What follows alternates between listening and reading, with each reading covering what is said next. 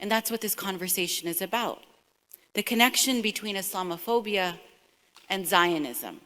We don't have a history of being richer or more powerful necessarily. We have a history of winning because we have Allah on our side. So when you hear what we are saying and you think about the millions of dollars and the big organizations and the networks, remember that we have a history of winning. We have to connect the dots. The organizations that promote Zionist agendas, materials, marketing, and legislation are the same ones that want to ban Muslims, are the same ones that want to pass anti-Sharia legislation. The police officers in the United States who kill unarmed black men, women, and children are trained by the Israeli military.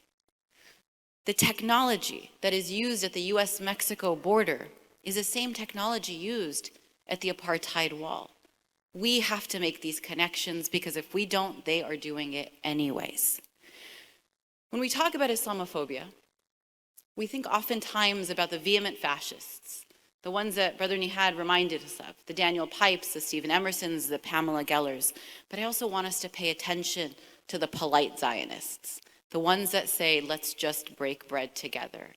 We oppose a Muslim ban in the United States, but we cannot support Palestinian human rights.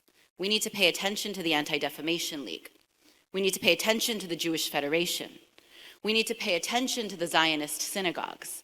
We need to pay attention to the Hillel chapters on our campuses, because just because they're your friend today doesn't mean that they have your back when it comes to human rights. So oppose the vehement fascists, but oppose the polite Zionists too. They are not your friends. They will not be there for you when you need them. They will take your friendship and throw your Palestinian brothers and sisters under the bus. Oh, you get along because you're all in Girl Scouts together? Talk to them about what is happening in Palestine and see how that conversation goes. And so when we think about Islamophobia and Zionism, let's be clear about the connections, because the next thing I'm going to tell you is to know your enemies. And I'm not going to sugarcoat that. They are your enemies. There are organizations and infrastructures out there who are working to harm you. Make no mistake of it. They would sell you down the line if they could, and they very often do behind your back. I mean the Zionist organizations. I mean the foreign policy organizations who say they're not Zionist but want a two-state solution. I'm not a Palestinian myself, but it's my understanding that that is laughable. And then, eyes on the prize. Allah has promised us victory. We know from our history. We've seen the incremental progress we have made even since the last in-person convention.